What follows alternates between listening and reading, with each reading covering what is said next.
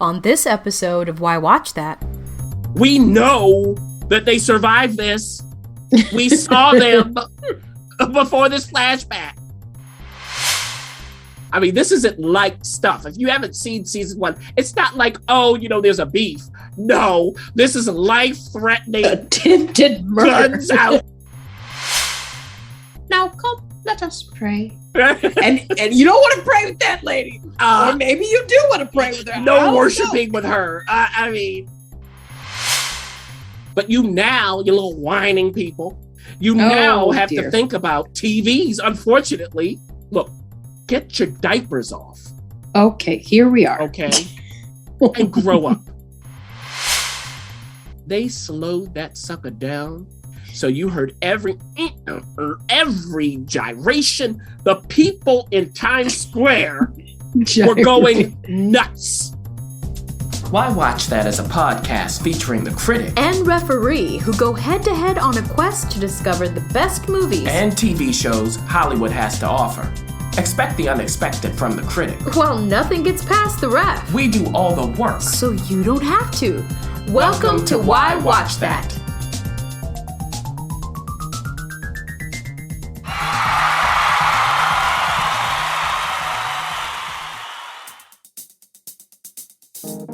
Critic? Yes. Critic! What? Have you heard? We just got a Buy Me a Coffee page. What's that? Boy, come on. It's a place where listeners can support our work for as little as $5. $5. Pretty much the price of a coffee. I don't drink no coffee. What you talking about? Well, you don't drink anything but water and eat raw potatoes. But I guess they can buy you a popcorn. How about that? Yeah, all right. Yeah, right. Well, everyone, look, visit buymeacoffee.com/WhyWatchThat to support our work or purchase our valuable resources. Yeah, you know what? We just added the TV trackers to help you curate a collection of shows you'll love to watch. So find this and more ways to support us at buymeacoffee.com/WhyWatchThat. So, Critic, are you going to buy me a coffee? Maybe. The Why Watch That talk. Well, we are back at it. I just had to give it to you like that. Talk it. Yes. You almost gave us a Skeletor moment. You know what? Skeletor should be respected. Yeah, well, go to YouTube, everybody, and look up Skeletor clips. Just look it up. It is the most hilarious stuff you'll ever see. Oh, that voice actor was having a great time. Oh, my goodness. Well, that's not what we're talking about, but we are talking about TV, just not cartoons. Yeah. We need to do a catch up because we have been away. We've been dealing with a lot of film. We just got out of a film festival. And then on top of that, we had a little hiatus. But we're only going to deal with some TV premieres of seasons, series, and a sneak peek. So wham, bam, thank you, ma'am, in and out. Let's start with a new TV show called American Rust. Now, this is on Showtime. It's about 9 episodes, very familiar cast, especially, I feel like Jeff Daniels is like, I don't know if he has an overall with Showtime or he did that one. Anyway, Jeff Daniels, he loves doing television now, but only if it's a couple episodes. It can't be a huge commitment. So what is this American Rust all about? Well, when I describe this, you might go, are you sure you're talking about American Rust? Isn't this something else? Now, Jeff Daniels plays a sheriff in southwestern Pennsylvania. So he's Del Harris. From the beginning, we see that he's not in a good state. He's ingesting certain substances. What substances? Why? Now, he is very interested in a woman played by Maura Tierney, Grace. But is she available? I mean, he's courting her to what avail? Because she does have a husband. And she has a teenage son. Now, this son was a football star and was offered a scholarship to play football. He didn't take it. Why Okay. not? Why? And he has a friend who's really the brother of the woman who got away. Now, his friend's sister, the woman who got away, they learned something about her that's devastating for them both, the brother and him. So what comes of that is the question. Now, speaking of this brother and sister, they have a father. The father, by the way, is played by Bill Camp. Thank you for that. Love Bill Camp. We do. But I see Bill Camp, I smile. Oh, Bill Camp can Even though do no he's wrong. never smiling. But No, have we seen Bill Camp smile? I don't know. If we have, we were very It was afraid. briefly, very briefly. So Bill is there, but Bill has to be taken care of, his character. So the brother is there taking care of him. The sister is not. Now, toward the end of the first episode, a murder seems to have happened Oh dear. of somebody who floats in and floats out, but the floating is very harsh. You'll see. Is this the opposite of Mayor of Easttown? Like, what's happening? See, that's the thing. That's the thing. Didn't we see something like this not too long ago? So I won't tell you how this character, the importance of the character, I should say, because you'll see. There's a moment that happens with some of the people I talked about, a violent moment. Then he ends up dead, and you're like, okay, who did it? And so on and so forth. But like the ref said, Mayor of Easttown, wasn't that in Pennsylvania? That's Then what I'm we have, literally. it was a detective here. Now it's a sheriff in this Sheriff. show. We have a bunch of different characters in the area who all know each other. Like, I imagine that the people who made this show saw Mayor of Easttown and went, And we're like, dang it! Rats! what? Because you have to compare it to it. There is no way around it. Yeah. And what I would say is, unlike Mayor, which I would call art, this is textbook. Okay. The characters in Mayor of Easttown, they are characters. They're people. That's how you felt. The writing and the performances, all of that. This is just like, okay. I mean, they're just some characters. I will say, for the ref's sake, the dialects here are gentler. I was gonna say, well, what kind of people are we talking about with Mayor? Okay. My daughter. You murdered my daughter. So you don't have that. And the other thing I have to say about this, they have this flashback mechanism. Writers of the world, unite and listen to me. Stop with the flashback. Especially if it dampens suspense. We know that they survived this. We saw them before this flashback. Think of the viewing experience. So for me, if you've seen Mayor of Easttown, I don't know that. Even with the great Jeff Daniels and Maura Tierney and Bill Camp and so on and so forth, I don't see the need for it. I don't. If you haven't seen Mayor and you're interested in this, start here. Start here. And then go to Mayor. There you go. Well, let's move on to, I mean, we're talking about star-studded back-to-back scenes from a marriage. Now, this is on HBO. You will find it on HBO Max because that's how that works. But this is on HBO. You can watch it in time. Now, this comes to us from Haggai Levy, and he wrote it. He directed it along with Amy Herzog doing a couple episodes of writing. But this cast, I mean, when was the last time we've seen Jessica Chastain in a TV role? Have we? You know, like, it may be her first.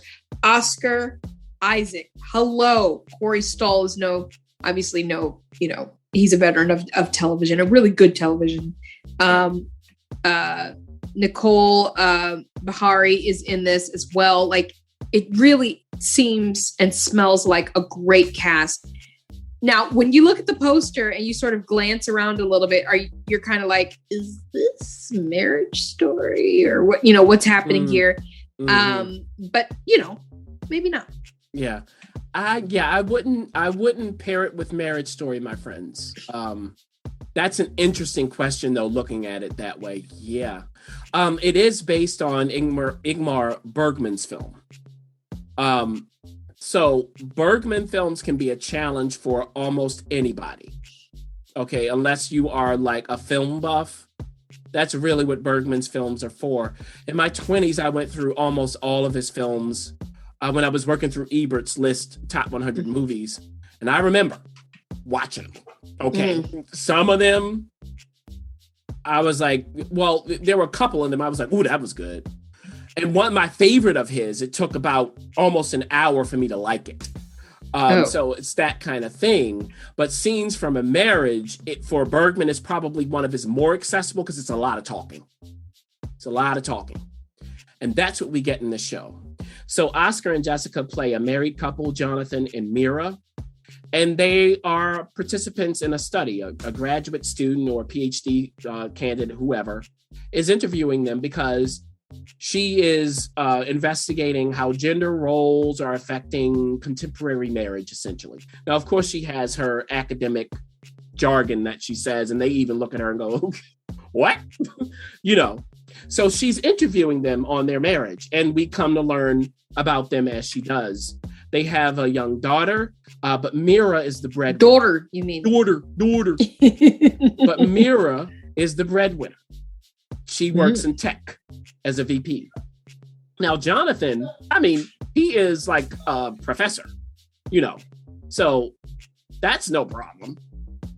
It's not like he can't provide, but he can't provide the way Mira does. So he's the one who stays at home because he has flexible hours and takes care of the daughter. How does that weigh on Mira?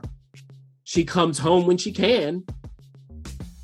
She's always sure to be home before bedtime, and she makes up for it on the weekend. This is what she's saying. And, this person interviewing them is like, okay, describe yourself, and they're like, describe myself, the description, like, give me some certain things that you do. And what words do they use to describe themselves is the question.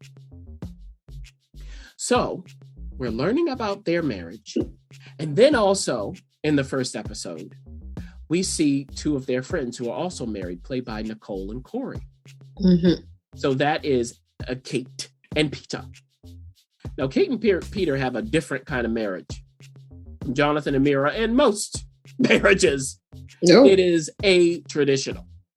I will say that. But that has come with a consequence. Their relationship in this scene is rocky. Why? What's the resolution? And this argument spills out in front of Jonathan and Mira. Do they take sides? Do they try to diffuse the situation? Does it make them think of their own marriage? And so on and so forth. So this is, again, a lot of talking. It's exploring, like I said, contemporary gender roles in marriage. You have this cast. Of course, the center of it is Oscar and Jessica. The supporting cast, all of them, they can act. Okay? So they're not going to be bad. They are not going to be bad, these people. I don't care what you put them in. It may not be great, but it's not going to be bad. Because they can break down a scene structurally. That's what this takes. As an actor, you can beat the scene out and go, okay, these are the moments. You'll be okay. But for a piece that relies on a lot of talking, you got to be special. Professional isn't enough. Especially observationally, I wouldn't call this special. You know what I was thinking of, Ref, which this has nothing to do thematically at all. But when it comes to a lot of talking and just, actors, Mass. Oh. That's what it took me back to, because that is special. Which is coming out soon. So maybe our listeners don't know it quite yet. But if you look around, Mass is coming out very, very soon. Very soon. Reed Birney, Jason Isaacs, Martha Plimpton, and Ann Dowd. We love Ann Dowd. If you're going to have a lot of talking where it's almost like a play, that's how you do it. Yeah. That's how you got to do it. Or it's kind of like, okay, this is fine. Now, I'll say this. If you're interested, there's another HBO show that if you like it, you'll probably like this. It's In Treatment. So if you're an In Treatment person, Scenes from a Marriage. If you've seen In Treatment and went, you're not going to like Scenes from a Marriage. All right. Well, that's good advice. Let's move on to some shows returning for another season. We've got, now this has been a long awaited return. I know you specifically are very excited about this new season of this show. And it is Wu-Tang, an American Saga. Oh, yeah. Now, here's the thing. I don't know if people thought Wu-Tang would get a season 2. Let's just be honest. Mm-hmm. But they did a great job casting. Yes.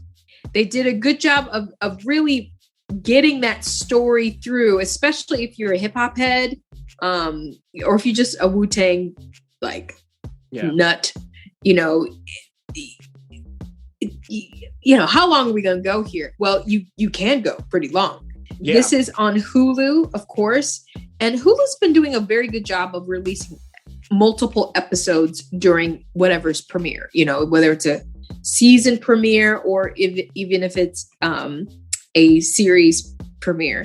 They've been doing a very, very good job of wetting your whistle just enough to make sure that you come back next week. Yeah, exactly. Should I felt like the RZA when I'm doing this review, because this is Shaolin. Anyway, so you know how big of a fan I was of season 1, Ref. Oh my goodness. You were very much I really appreciated every episode except from 1. I think it was episode 6. I was like, what happened? But then they got it back together. So at this moment in season 2, what has happened is Bobby, RZA, and his family, they've left New York City. Now, remember what happened at the end of season 1? I won't say it because the Ref didn't finish season 1. I did, dang it. But something happened where he needed to get out of New York City. Uh-oh.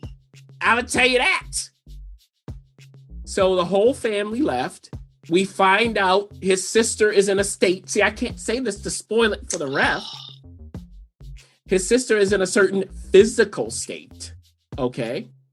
And joining the family is, of course, Bobby's best friend. Ghostface. Dennis. So they're like in Ohio.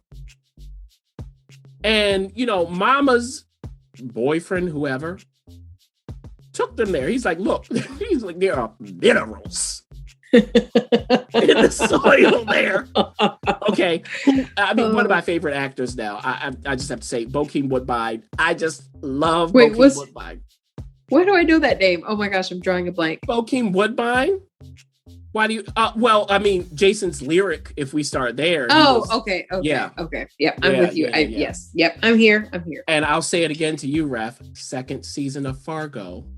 We'll get to it. I promise. You know how many times you've said it on and off air? I know. It's going to be like the way I was with Schitt's Creek with you. I'm like, will you please watch it? So, okay. Now, you can leave New York City, but will New York City leave you? Will those habits you have leave you? So they're in Ohio, and some Ohioans are like, who you think you are? Mm.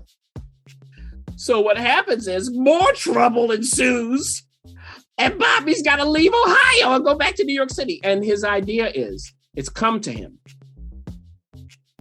There is a symphony I'm going to build. A symphony of voices from all these people I know. I got to get them all together. Mm. Now, does Ghost go with him? He has a reason not to. I'll tell you that. Well, everybody knows what happens. Yeah. Now, remember, Bobby also has an older brother, Divine. Yes. Divine. How is he pulled in? Remember, there are warring factions. Most notably, and maybe a shock for some, Raekwon and Ghost. How can Bobby get the two of them together? This isn't like stuff. If you haven't seen season 1, it's not like, there's a beef. No, this is life-threatening. Attempted murder. Guns out. Yes, like shoot up your mama house. Exactly. And and there's Vine's counterpart, I should say, who's with Raekwon. He's involved in Wu-Tang How. Now, everybody that Bobby pulls in is not a rapper. necessarily. Right. So keep that in mind. So how can you get them all together? And will he be able to do that and keep his life? Because he's in the middle of this stuff. Now, with that, to wet your whistle, I've seen the first, 4 episodes, I believe, of season 2. When this show has a sense of humor, that's when I like it. Season 1 had a lot of that, and it's just fun to watch. What I will tell them is this, though. You can't drag this out.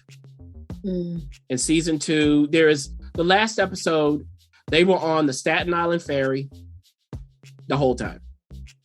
And it was a lot of just walking in and out of places on the boat. That could have been a 10-minute scene, the whole episode. See, this is the thing we have to watch out for. You can't now go, okay, we're looking forward and trying to see, let's not get to the end too quickly. Get to the end too quickly. It's better. Get to the end. Then you could flashback your favorite thing. Or do it from another perspective. Yes. Well, a flashback here is fine. We already know. Well, it is a flashback. It's all one big flashback. So that's my caution to them. They have the cast, but I don't want to see them treading water. We have to watch out. Because even in that episode, Ref, they were doing certain things like almost a Western, the close up on the eyes. Why didn't you just make it a Western? You can do that in this kind of show. Make it a literal Western. So I think they need to let go a bit more. Get that spirit of season 1 back when you didn't know whether there was going to be a season 2. This is true. Yeah. Now, here's the thing. Talk about a season 2. Oh my gosh. We are going to Apple Plus. We haven't been there in a while. It's been a little bit. We're going to hang out for the rest of this. We're going into the bowels of Apple TV. No. This is a show that I binged and I'm completely caught up with. See. Now, last season, I remember you reviewing it going, I don't know what I'm watching, but I'm watching it. Yes. And a lot of people I talked to were like, I have no idea what I'm watching. No idea. I don't see what they see. I don't know. And I thought, let's just, watch it. I am a huge fan of Jason.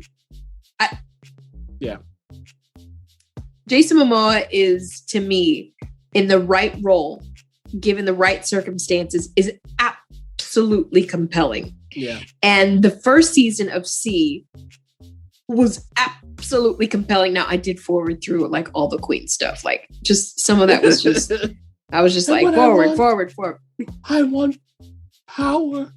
No, I want you to worship me. I mean, it's crazy. Wait, the actress this season, she's like, I don't know. That's what it is. If you don't know what I want, then perhaps you should worship me. She'll be like, now come, let us pray. and you don't want to pray with that lady. Or maybe you do want to pray with her. No worshiping with her. I mean, she's gonna make you work. I don't know what God. Listen, I don't pray like that now. I don't know anybody who does, but the world is big. The world is very big in the world of C. Now, this is season 2.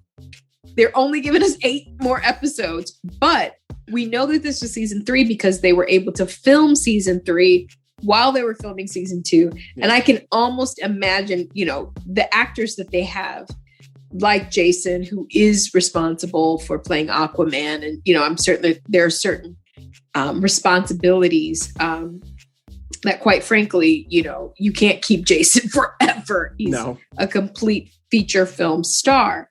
And I'm setting it up, all that to say is that I was so enamored by the fight scenes. First of all, the pilot of C, get on it and watch it. It is brilliant. It was just like, whoa, what is this world? Yes. And other fight scenes that you will see. I mean, the way he fights. Yes. Just watch out. And just, by the way, Jason is from Iowa. So, I'll listen to his dialogue. That's why he get down so low with that blade. You see? I know. Iowa cutting the cord. That's right. Wrestling. Well, he grew up in he's, Hawaiian, but his Yes. folks are from Iowa, and he spent a lot of time out there. And I can tell that. And here it is. I know you're going to go into it. Mm. We're both caught up. I think I'm maybe a little farther than you are, but that's right. We have to figure out Mm. how to get over the season 2 slump. Mm. Because what happens is when you get a lot of shows that, like Wu-Tang, like C, like other shows that we've talked about, whenever you get renewed surprisingly, we're like, whoa, we're going to do this again? Yeah, they're like, what? Yes, morning show. I mean, you could just keep going on and on. Mm. Whenever you get that second season and there is a potential future, there's a tendency to slow down. 2 things. 2, well, 3 really, but 2. Tendency to slow down. A tendency to focus on other characters that we don't care about. Oh. And other storylines. And then the third is there is this temptation for some weird reason to milk every dramatic moment. And I don't know, Ted Lasso. I mean, we could just go on and on. On and on and on and I'm on doing and on. Apple right now. Sorry, Apple. But like you can go on and on about like getting awards, getting recognition. And then now you've got to give those actors their due with, just milky moments. We don't have to do that. Let's just stick with the story. What actually is happening season 2? Because we have a new character and a new superstar going head to head with Jason. Yes. Just not enough. We don't see. I know. Like, why are they on the poster? Anyway. I know. And I love Dave Bautista. I really do. I think he's a lot of fun to watch. And he's worthy. Perfect cast. Yeah. Worthy. And he and Jason love each other. I mean, they talk about doing a movie together. So, well, their scenes were great when they had them. Well, but that is. I think I'm doing a very good queen. What I want to do. And then she'll always speed up like this. Say this. Now, I'm going to say it again. You've got to think of the viewers. You were talking about some of the fight scenes from season 1, Ref. Oh my goodness. Flies in the face of all of these wonderful auteurs out here now who are saying, oh, my movie can't screen on a TV. Really? It can't. Let me tell y'all something while I'm on this. Let me tell y'all something. Uh-oh. If your story and your movie isn't strong enough to be shown at home, that's on you. That's a problem for you. If the only way to really get a great experience from your movie is in a theater, that's your problem. I've seen movies that I couldn't see in the theater because I wasn't alive on a TV. You telling me that Alien didn't work on a TV? Grow up. Oh, whoa. Okay, there it is. Now, look, if we love theaters, keep them. That's great. Of course, you're going to make a movie for a theater, but you little whining people, now have to think about TVs. Unfortunately, this is what the world is doing. Get your diapers off. Okay, here we are. Okay. And grow up. The rest of us have had to do that. Oh my goodness. Now it's your turn. Now, okay. Well, let's just lighten that up. Oh yeah, of course. Don't worry, everybody. I'll keep coming back to that theme when it's necessary. Oh, it's absolutely necessary. If you want to rant, it's coming. Okay, all these movies better be brilliant. I'll tell you that. They better be brilliant. Now, speaking of brilliance, is that the case in season 2 of C? Like you were saying, Ref, all of these tangential characters in any story are that tangential. You've got to know your story and stick to it. We now, and we talked about this, Ref, outside of recording, we now have so much stuff that it's even more important that you streamline your story, not add to it. Yeah. The more you add, the more it's like, oh, it's like that, it's like that. It's just too much. Get clear and stick with it, and people will stick with you. Why do we love Ted Lasso? It's like hot chocolate. And we didn't expect it. That's your show. Why do we love C? Because we see Baba Voss, played by Jason Momoa, kicking butt. And they can't see. They're blind. They're blind. And you have Alfre Woodard slinking around. I love her. Where is she in season 2 from the beginning? Barely in it.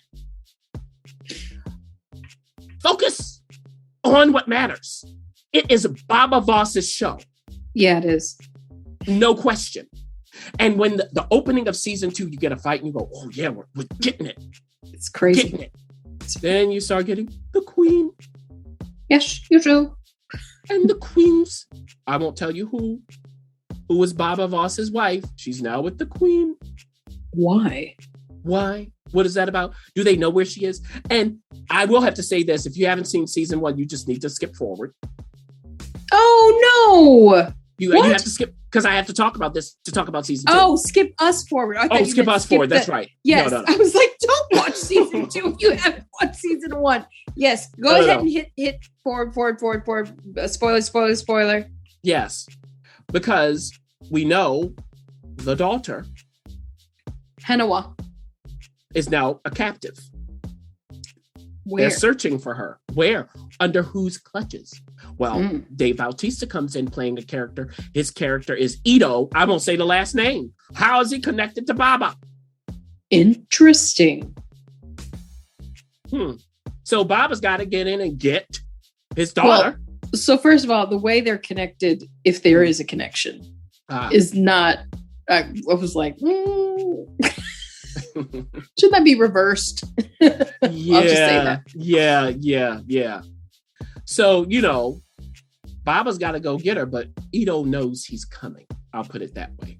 Ooh, how? How? Now, the son is still out trying to help Baba. And, these children are worthless. Sorry. They have sight, but they may as well literally scream. I'm so sorry. Mm-hmm. I scream at the TV at how they made these kids so dumb. Like you can't. It's not even and dumb. Not to be disrespectful, but literally, it takes effort to be this oblivious. Clueless. If I hear one more time, there's nobody here. Like, listen to your father. There's nobody here. I don't see anybody. I don't see. Yeah. And then, anyway, them kids get on my nerves. Go ahead. Yes. The more you can see in the show, the stupider you are. That's how it seems. For some weird reason. Now, where did they get their sight? Ooh. Who gave it to them? And that person is not in the best state, we know from season 1. Okay. I'll just say, oh, what a beautiful morning. Wait, he didn't sing that, did he? Wait. That actor. So, again, we have tangents here in season 2. I just care about Baba Voss, to be honest. That's it. And I got in this episode 2, and a character we thought was gone comes back. They squandered that. I watched it with my brother. We were like, okay, we have to say goodbye to the show. Unfortunately. WhyWatchThat is not saying goodbye to it. It's not. Just the critic. I will continue on. There we go. Ref, add please to that. I will say this much. For season 2, for those of you who are fans of season 1, I feel like what happened was they got someone from the Game of Thrones writing room and they brought them to teach them how to drive people nuts, because it literally slows down into like you're saying, these tandem storylines that aren't as compelling and important. But at the end of the day, if you are a fan of the journey of Baba Voss, I have a tip for you. It's called fast forward.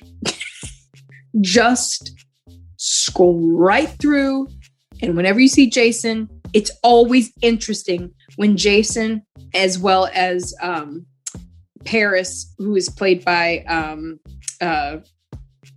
your girl slinking around. Yes, Alfre Woodard. Alfre Woodard. Whenever they're in a scene, it's always very interesting. Isn't it? But if you don't want to do that, like the critic and his brother and give it up. I think I need to get to the end before I can say, yes, I too am giving up. But let's do away with that because Apple TV Plus has a new show coming out this Friday called Foundation. Now, there's about 10 episodes. It's based on a book that many people have read, and we're really, quite frankly, very excited to see that this is happening. And, the question really becomes, is the book really coming through in this TV series? Because once you know the plot points of the book and you know what happens, it's kind of exciting to see it all play out. Does it pan out? Well, you've got Jared Harris, leading the front. That's always interesting. Jared Harris will make it interesting. Is it enough? Is the question. Yeah. And both of us watched, I watched 4 episodes, I think. Yeah.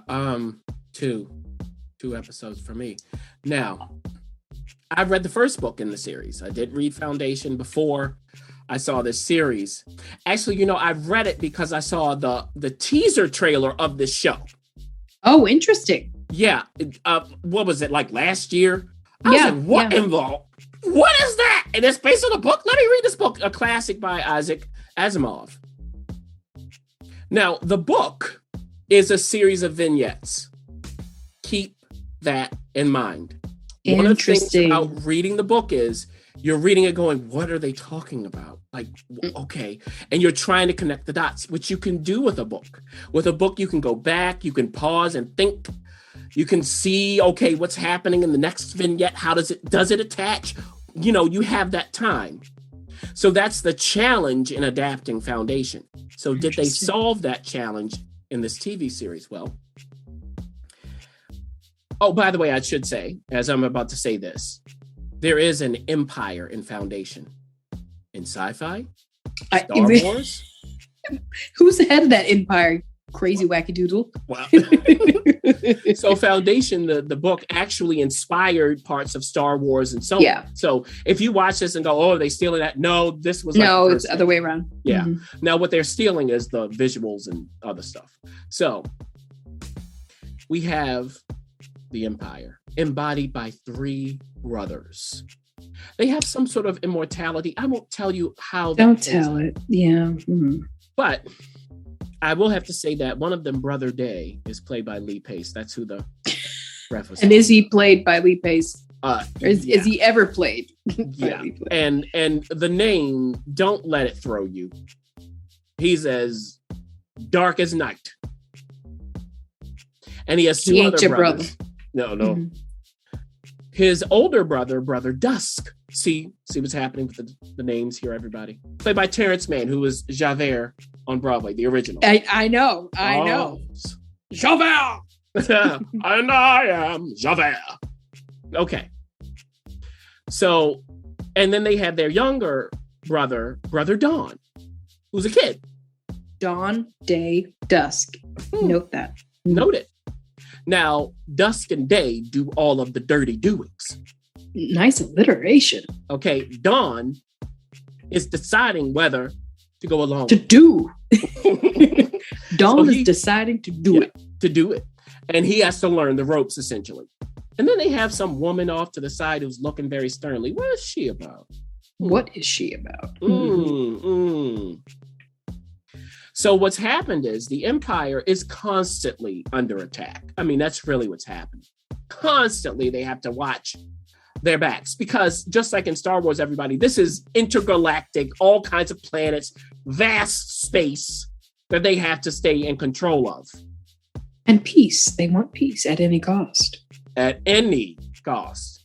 And in episode 2, you know what that cost is from a character who tells Brother Dawn what the deal is, what they normally decide, normally meaning always decide to do.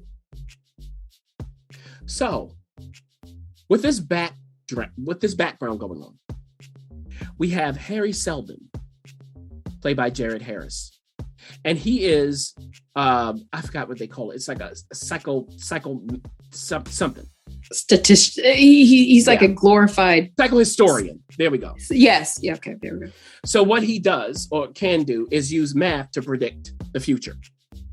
Now, this is an outdated science when we're watching Foundation. So they're like, oh, you do that? And his prophecy is the empire is going to be non plus, going away. So this is a major threat. Prophecies can get out of hand, whether they're true or not. So the brothers, how are they going to respond to this? And by the way, they reference them as empire.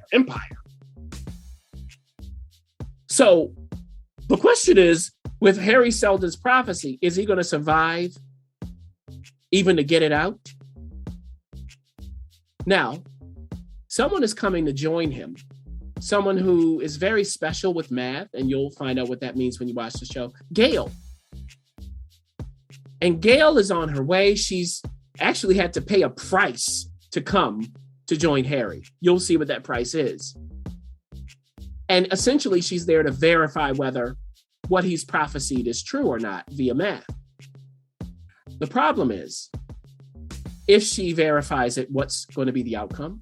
If she doesn't, what's going to be the outcome? For her, too. For Harry and Gail, their lives are on the line. Now, Harry also has a little assistant. And this assistant and Gail have a relationship. I'm just going to say it because what's the point in hiding it? Mm-hmm. So this is little romance budding and all of that in the middle of a crisis. I mean, this prophecy is for thousands upon thousands of years, they're going to be in the dark ages, essentially. Empire done. The question is, can you mitigate the damage to make it just 1,000 years? Now, with all of this at play, Harry can tell the future, right? So he should know what's going to happen to him. He should know what the brothers are going to decide. He should know all of the possibilities. He should have contingency plans for all of these possibilities. The question is also, can you trust Harry? Is he reliable? That's the question. And that's really the story. Now, in the show, they complicate it. Because what they did is they read the book and went, it's not enough. This is not enough for us to tell a TV show. It's not even enough for a movie. You have to fill it in. The way they fill it in, though, only makes it complicated, even more complicated than the book, frankly. It's already hard enough to follow this. You gotta streamline it. The story is this. It's what I said. The story is you have 3 rulers of an intergalactic empire who are constantly at threat, and the biggest threat of their existence has come. Now, the problem with the threat is it's backed by science and a man who is trusted. What are they going to do? That's the show. That is the show. It is not romance and these other people and whatever else. These strange people that get killed or are, like in danger for some reason. Like, it's not clear enough. Also, what I have to say about this is what we have to be careful of is mistaking look for awe. A lot of this looks great. Oh, it looks really good. It's Apple. I mean, come on. They're gonna foot the bill. Yes. Now, I had minor quibbles, but they're very minor. Even like the color story they chose. I mean, it's just beautiful to watch, which is why those trailers are so compelling. But that is not enough for me to go, oh, I don't even know what I'm doing that too. Like, there is the way they kill somebody. You'll see it early on. It reminded me, Ref, of, which has nothing to do with this, of the first Transformers Michael Bay movie. The first time they transformed, what did they do? They slowed that sucker down. So you heard every gyration. The people in Times Square were going nuts the whole time because they thought of the viewer. They went, look, we cracked the code on this. Nobody knows what they're going to see. And we're going to slow this thing down and milk it and give you every penny that you paid for in about 2 minutes. This show needs more of that. When you kill somebody for the first time, we haven't seen it, slow it down. Let's see the bubbles happen and all of that. Slow it down. You've got to know what your show is about. They're very confused because the book is confusing. They didn't crack the code, but they do have Jared Harris, who, even when I couldn't follow what he was saying, I was following him. He knew what he was talking about, especially that I would say the second half of the first episode is the best that I've seen of this show. Well, I cannot agree. Sorry, but I mean, I do actually agree Yes. With you. So I don't think I'll be finishing it either, but I think you made a good point. If you really want to see some really fine aesthetic filmmaking for TV, Yeah. and you've got the equipment for it, you got a 4K, you've got all the bells and whistles, why not just check it out at least to see, you know, flex your TV a little bit. Yeah. Check it out to see if it's something. I would say try to get past the first episode, get into the second, because the second one's going to tell you whether or not you really should be watching it. Especially you get to the end of it, you'll know whether you go, ooh, do I want to see that, or maybe not for me. Yeah. So there you have it. We've snuck around, we've checked out some new TV shows, and we've said hello to some returning TV shows. And you know, the question really will be, are you going to continue to watch season 2 of anything?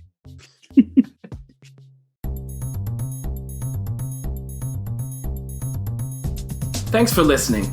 For additional resources, visit WhyWatchThat.com. Good idea, and we'd love to hear from you. So go ahead and leave comments, feedback, and you can rate us on iTunes. We'll see you next week. See you.